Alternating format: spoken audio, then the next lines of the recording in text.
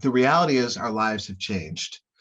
And even if we're going back to in-person things, this whole like working from home thing in many ways is here to stay in so many ways. So there are three things to think about. One is boundaries.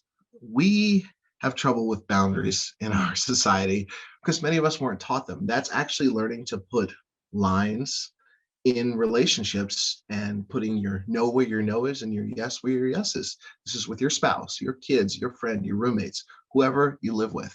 So it's important to learn to establish boundaries, and this takes practice. There's a great book called Boundaries by Dr. Henry Cloud and John Townsend that can really help you with that. And once you get going with it, it'll change everything in your life. It'll change your whole happiness in work, out of work, in the home, out of the home. The other thing is being creative when you are at home with making space and time for things.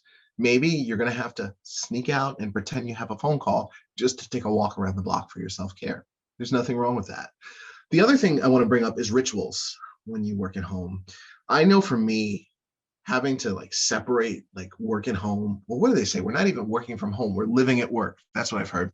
Having to separate this like work and home thing is really hard. So having a ritual or several rituals is important.